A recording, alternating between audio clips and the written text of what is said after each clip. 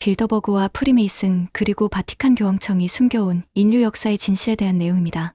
지금까지 알려진 인류의 기원과 문명의 세계사는 90%가 거짓입니다. 그들은 진실이 알려질 경우 자신들이 쌓아올린 기득권을 잃는 것이 두려워 이를 대중에게 숨기려는 노력을 끊임없이 하고 있습니다. 우리의 태양계 외부에는 태양과의 상호 인력에 의해 공통 무게중심의 주위를 약 3600년마다 일정한 주기로 타원으로 서로 공전하는 항성인 쌍성 또 다른 태양이 존재합니다. 그리고 그 쌍성을 공전하는 행성 중 하나인 니비루는 지구보다 빨리 냉각되어 약 5천만 년 먼저 생명체가 발생하기 시작했습니다. NASA는 2017년 말 뜬금없이 니비루 행성의 존재를 공식적으로 부인했습니다. 왜 굳이 나서서 부인 성명을 발표했는가도 문제였으며 니비루 행성을 모티브로 한 니비루 종말론을 잠재우기 위해서라고 하는데 한참 과거부터 그 종말론은 끊임없이 있어왔고 일부러 나서서 부인하는 경우는 한 번도 없었습니다. 니비루는 쌍성의 공전 주기 3600년마다 한 번씩 태양계에 근접하여 지구와도 가까워지는데 약 200년 정도 지구와 가까운 거리에서 공전 궤도를 유지합니다. 이 니비루에는 인류의 조상이라고 할 수 있는 고대인들이 살고 있고 이들의 키는 평균 8m로 알려져 있습니다. 기원전 약 12400년에서 8800년쯤 니비루 고대인들은 지구의 남극대륙을 방문했습니다. 이때 남극대륙은 얼음으로 덮이지 않은 온화한 기후를 가지고 있었습니다. 이들은 니비루와의 대기압 차이 때문에 자신들의 비행체 밖에서는 특수 제작한 옷을 입어야 했고 남극대륙에 머무르며 자신들의 유전자를 지구에서 생존할 수 있는 생명체로 변형했습니다. 니비루인들이 사용한 지구의 생명체는 원숭이였고 두뇌 용적이 컸던 돼지의 유전자도 약간 사용했습니다. 이렇게 자신들과 닮은 지구 생명체를 창조한 후 이들에게 문명을 가졌습니다. 초기 지구의 인류는 니비루인 키의 절반 정도인 약 34m였으며 이들에게 문자, 농경과 가축 사육, 금속 재련 등 기본적인 문명을 전수하고 그들은 지구를 떠났습니다. 더불어 니비루에서 파견됐던 고고학자 몇 명은 자발적으로 지구인의 문명 발전을 돕기로 하고 지구에 남았습니다. 이때 발생한 고대 문명은 남극대륙과 인도대륙 주변에서 번성했던 레무리아 문명으로 현대에 전해지고 있으며 레무리아인들이 이주하여 세운 아틀란티스 대륙도 고대 문명 중 하나였습니다. 레무리아 문명과 아틀란티스 문명은 기원전 8600년경부터 기원전 5000년까지 3600년간 번성했습니다.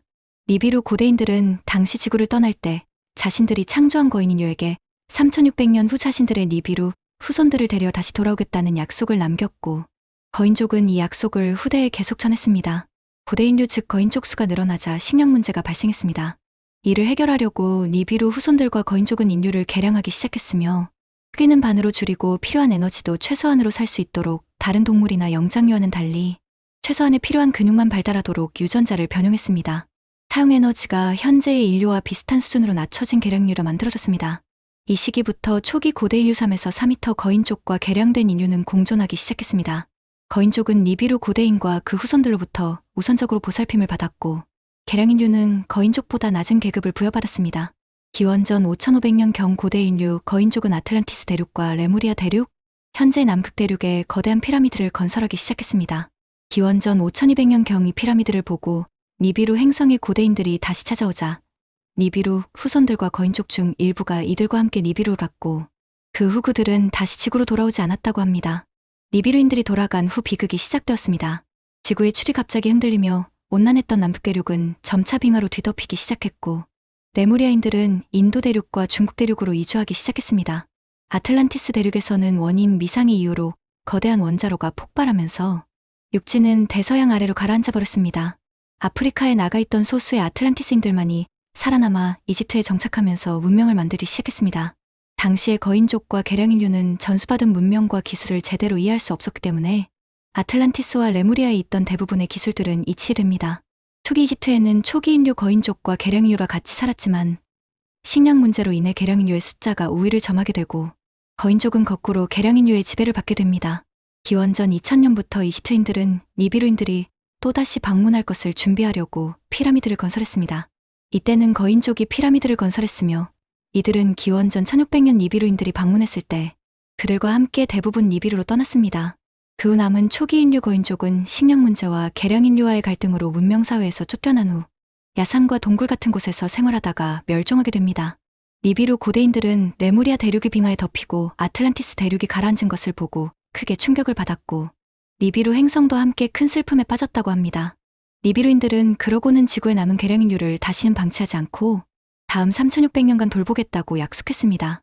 다른 한편으로 니비루 고대인들은 이집트인이 초기 인류 거인족을 종으로 부리고 배척한 것에 슬픔을 느끼고 이집트인들 대신 유대인들을 대리인으로 삼아 지구의 문명을 이끌어 나가도록 책임을 맡겼습니다. 그리고 이전보다 높은 수준의 과학기술을 전해주되 인류가 이해할 수 있고 스스로 발전해 갈 수 있는 속도로 문명을 전수하게 됩니다. 니비루인들은 인류에게 도덕과 양심을 가르치기 위해 절대신을 믿는 종교를 만들게 하고 이 종교는 현대의 여러 종교의 뿌리가 됩니다. 고대인들이 니비루로 돌아간 후 이집트 지배계층은 더욱 타락하게 되고 고대인들에게 선택받은 유대인들을 질투하여 이들을 노예로 삼게 되는데 이후 이집트의 폭정을 보다 못한 니비루인들은 유대인들을 자유롭게 해주기로 결정합니다. 기원전 1300년 모세를 통하여 유대인들이 이집트를 탈출하고 이후 이들은 전 세계 각지에 흩어져 무역, 금융, 산업 등의 중요한 요직을 장악하는 데 성공합니다. 니비루 행성은 이미 지구로 근접해 있으며 니비루 고대인들은 지구의 문명이 크게 성장한 것에 대해 기뻐하고 있다고 합니다. 이들은 지구인들에게 모습을 드러내지 않을 계획이며 3600년 전보다 더욱 성숙해진 도덕과 규범을 인류가 지키고 있는 것에 감동을 받았다고 합니다. 앞으로 지구 근처에 머물게 될 200년간 인류의 문명을 다음 단계로 진보시킬 계획을 갖고 있으며 이런 기술 가운데는 반중력 기술, 상온의 융합, 전자기장 통합, 양자 기술, 유전자 기술 등이 있다고 합니다. 미국의 51구역은 니비루 고대인이 방문할 때를 대비해 지구의 기술과 문명 수준을 보여주고 고대인의 기술을 받아들일 준비를 하기 위해 존재하는 장소라고도 합니다. 이 모든 내용은 빌더버그나 프리메이슨과 같은 조직의 소수 고위층에게는 오래전부터 알려져 온 사실입니다. 다만 수천 년이 지난 탓에 일부는 왜곡되고 또 일부 과장되어 전해지면서 신화와 전설로 치부되어 온 부분들도 존재합니다. 니비루 고대인들이 사용했던 기지가 2003년에 루마니아의 부체치안에서 발견되었고 이 기지에는 이러한 내용들이 모두 홀로그램으로 기록되어 있으며 조금씩 그 내용이 바깥 세상으로 알려지고 있습니다. 2003년 루마니아 정보부 SRI 기밀부서 제로 디파트먼트는 부채지산의 미탐사 구역에서 지금의 인류 역사와 문명사를 완전히 바꿀 수 있는 정보가 보관된 비밀 장소를 발견했습니다. 이 장소는 루마니아 정부 요원인 세자르 브레도와 어느 남자와의 만남으로 세상에 알려지게 됩니다. 세자르는 SRI의 소개로 2003년 3월 한 남자를 만났습니다. 유창한 루마니아어를 사용하며 거만해 보이는 인상의 그는 자신을 시니어 마신이라고 소개했습니다. 빌더버그와 프리메이슨의 고위급 멤버라면서 이탈리아 귀족이라고 했고 루마니아에는 재정적으로 큰 영향력을 가지고 있는 듯 보였습니다. 빌더버그와 프리메이슨은 두 대 모두 비밀단체로 프리메이슨은 절대자의 존재를 믿는 남성만이 멤버가 될 수 있고 빌더버그는 극소수 엘리트들로 이루어진 조직으로 세계의 모든 중요한 정책이 여기서 적용된다는 소문이 있을 만큼 전 세계에 강력한 힘을 행사하였다고 합니다. 마시니는 세자르에게 자신이 속한 단체들의 장점을 말하며 그도 가입할 것을 권했습니다.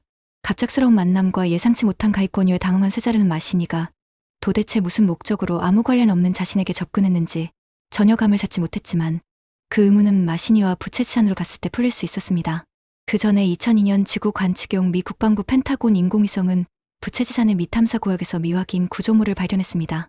위성 스캔 사진에서 부채지산 중앙부에 인공적으로 만든 것처럼 보기 힘든 공간을 찾아낸 것이었습니다. 산 중심에 위치한 돔 모양의 특별한 공간은 분명히 동굴의 형태가 아니어서 이상하다고 판단했지만 미국이 이 돔의 모양을 수상히 여긴 이유는 따로 있었습니다. 미국은 이전에 이라크 바그다드 근처에서도 비슷한 지하 구조물을 발견한 적이 있는데 펜타곤 위성은 루마니아 부체치안의 돔 내부로부터도 바그다드의 구조물과 동일한 진동 주파수가 발생한다는 사실을 알게 되었고 부체치안의 돔이 바그다드의 것보다 더 크고 복잡해 보였던 것입니다. 급비로 다루던 이라크 구조물은 아직도 수수께끼로 남아있습니다. 스핑크스 모양의 바위 아래에 지하 100m 조금 못 미치는 지점에 돔이 있는데 아직 정체가 불분명한 이 두 구조물의 유사성에 대한 정보를 접한 마시니를 비롯한 프리메이슨의 멤버들은 그 정체를 알아내려 직접 조사하기로 결정하고 세자르를 찾아온 것이었습니다. 마시니는 세자르에게 부채치산 내부에 지구와 인류의 역사에 관한 비밀이 숨겨져 있을 가능성이 있다는 소식을 간단히 전했고 세자르에게 공동조사를 제의했습니다. 부채지산에 도착한 마시니와 세자르 그리고 동행한 탐사 전문가들은 산을 60에서 70m 파내려 간 후 내부로 뚫려있는 지하터널을 통해 산중앙부로 들어갈 수 있었습니다. 터널 끝에는 삼각형 문양이 그려진 거대한 돌문이 있었는데 돌문은 눈에 보이지 않는 에너지장으로 보호되고 있었습니다. 놀랍게도 탐사팀 중 3명이 뭣도 모르고 에너지장을 만지다가 심장마비로 사망했습니다. 그리고 에너지장을 향해 돌과 금속 등을 던져보았지만 즉시 부서졌습니다. 섣불리 돌문에 다가갈 수 없는 상황에서 세자르는 뭔가 다른 느낌이 들었습니다. 에너지장과 자신 간에 상호 공감하는 것과 같은 친밀한 끌림 같은 것을 느꼈습니다. 그는 앞으로 나아가 에너지장을 뚫고 돌문으로 다가갔습니다. 세자르는 마시니가 자신을 찾아온 목적뿐만 아니라 관계도 없는 자신을 데려온 이유를 그제서야 알 수 있었습니다. 그가 돌문에 그려진 삼각형 문양을 만지자 거대한 돌문이 조용히 왼쪽으로 미끄러지며 벽 속으로 들어갔습니다. 그와 동시에 에너지장도 사라지면서 모든 탐사팀은 돔 내부로 들어갈 수 있었습니다. 생각했던 것보다 돔안은 환했으며 돔이 내부로 들어서자 갑자기 내부의 벽이 진동하더니 고주파를 발생하기 시작했습니다. 나중에 알게 되었지만 더 놀라운 사실은 부채지산이 고주파 진동을 시작한 같은 시각에 이라크 바그다드 인근의 지하 구조물도 마치 서로 공명하듯 높은 주파수로 동시에 진동했다는 점이었습니다. 갑자기 돔 내부에서 시작된 이상한 진동에 서둘러 벽을 조사한 결과 탐사팀은 벽이 유기체와 비유기체의 결합물로 지금까지 본 적이 없는 물질로 만들어진 것임을 알아냈습니다. 벽은 긁히지도 깨지거나 구멍이 뚫리지도 절단도 어려웠고 불에 타지도 않았습니다. 오히려 불꽃이 벽 속으로 흡수되어 빨려 들어갔습니다. 설명할 수 없는 현상에 놀라고 있던 탐사팀은 고주파 진동이 멈추자 방의 내부를 조사하기 시작했습니다. 방은 높이 30m, 길이 100m 정도였고 방 안에는 별도로 백금색의 벽처럼 보이는 에너지장으로 보호된 또 다른 작은 공간이 있었지만 다행히 옆에 문이 달려 있어서 이를 통해 들어갈 수 있었습니다. 두 번째 방도 아치 형태였고 그 벽에는 3개의 터널 입구가 있었습니다. 특이한 점은 2m나 되는 높이의 탁자와 여러 장치 등 방 안의 모든 물건의 크기가 거대했다는 점입니다. 탁자의 크기로 짐작하면 이것을 사용했던 이들은 키가 매우 컸을 것으로 추측되었습니다. 실제로 사하르라는 신문에 따르면 20여 년 전 부채지산 근처의 버시올 마을에서 사과나무를 심다가 거대한 유골들을 발견했는데 그 크기가 2.4m 이상이었다고 합니다. 벽을 따라 배열된 탁자에는 고대 상형 문자와 비슷하지만 전혀 다르고 해석할 수 없는 문자들이 적혀 있었고 출처불명의 정보가 홀로그램으로 자세히 정리되어 있었습니다. 그 홀로그램 정보는 다양한 분야의 것이었지만 그 내용은 결코 평범하지 않았습니다. 물리학, 천문학, 문학, 생물학, 유전학, 종교 등에 관한 방대한 양의 자료가 수록되어 있었고 마치 도서관 같은 느낌이 들 정도였습니다. 인체 기관에 대한 설명부터 다른 행성에서 온 외계인에 대한 과학적인 분석 등 심상치 않은 정보들이 저장되어 있었습니다. 이 방은 나중에 그랜드 갤러리로 불리게 됩니다.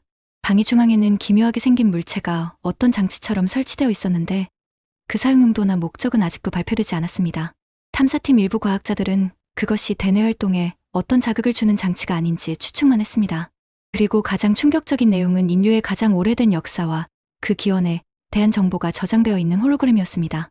그것에 의하면 지금까지 알려진 인류의 역사 중 90% 정도가 날조된 엉터리이며 오히려 신화와 전설이라고 여겼던 것들이 모두 진실이라고 보아야 할 정도였습니다. 세자르는 상세한 내용은 전하지 않았으나 성서에 등장하는 홍수나 인류 최초의 문명에 관한 장면을 보았고 공룡은 6,500만 년 전에 멸종된 것이 아니여 아틀란티스 같은 고대 대륙은 실제했다고 말했습니다. 다윈의 진화론과 고고학적 이론들을 과학적으로 부정하는 그 내용에 사람들은 충격에 빠졌으나 그것이 마지막이 아니었습니다. 홀로그램 옆에는 양쪽 손잡이가 있는 항아리가 하나 있었는데 속에는 백색 가루가 들어있었습니다. 탐사팀의 과학자들은 가루의 정체가 원자화된 금을 고도로 정제시킨 것이라는 사실을 알고 매우 당황했습니다. 그 항아리는 일루미나티와 관계된 중요한 유물로 바로 마시니가 가장 먼저 찾고자 했던 물건임을 세자르는 나중에 알게 됩니다. 이 금가루는 세포나 신경계를 에너지와 파동으로 자극하여 일종의 회충 과정을 가속하는 기능을 가지고 있다고 했습니다. 이론적으로는 정제된 양질의 원자화된 금가루는 인간의 육체를 보존하고 노화를 방지하여 정해진 수명의 몇 배를 살 수 있도록 만든다고 합니다. 이처럼 영생의 비밀을 품고 있는 항아리와 홀로그램 정보들이 만약 세상에 공개된다면 과연 어떤 일이 벌어질까요? 너무도 충격적이라 아마도 사람들은 받아들이지 못할 것입니다. 그렇지만 홀로그램으로 분명하게 볼 수 있었던 한 가지 특별한 장면은 예수의 처형 현장에 다른 시대의 사람들이 다수 섞여서 등장했다는 점입니다. 그들은 현대와 비슷한 복장이었고 얼굴 생김새도 그 시대 사람들과는 확연히 차이가 있었다고 합니다. 부채지산 내부의 비밀은 이것으로 끝나지 않았습니다. 아치형 두 번째 방의 벽에는 3개의 터널 입구가 있었는데 첫 번째는 이집트 지하기지로 통하는 터널이며 두 번째는 티벳 고원으로 통하는 터널, 중앙의 세 번째는 충격적이게도 지구 중심부의 지하세계로 통하는 것이었습니다. 만약 이것이 사실이라면 현대과학이 총체적으로 부정하는 지구공동설이 증명되는 것입니다. 믿기 힘든 발견을 직접 겪은 세자르는 일루미나티와 루마니아 정보기관의 관여 때문인지 탐사팀의 발견에 대해 더 이상의 실체를 밝히지 못하고 말을 아끼고 있다고 합니다. 그런데 한편으로 루마니아에서 이상 현상이 발생했다는 사실을 눈치챈 미국 정부는 루마니아 정부에게 부채지산 지하 터널과 도미 통제권을 요구했지만 루마니아 측은 이 요구를 거부했고 지하에서 발견한 정보를 전 세계에 공식적으로 발표하겠다고 결정합니다. 이런 루마니아 정부의 입장에 미국은 설득이 불가능하겠다는 계산으로 루마니아의 국제금융거래를 모두 막겠다는 매우 거친 대응에 나섰고, 소식을 들은 바티칸에서도 루마니아 정부의 입장에 강력히 반대했습니다. 결국 미국은 루마니아 정부와 협상 자리를 마련하여 미국과 바티칸은 전 세계 사람들을 공황 상태로 만들 수 있다는 이유로 제아기지의 실체를 세상에 발표하려던 루마니아의 결정에 반대했습니다. 하지만 그들의 진정한 목적은 따로 있었습니다.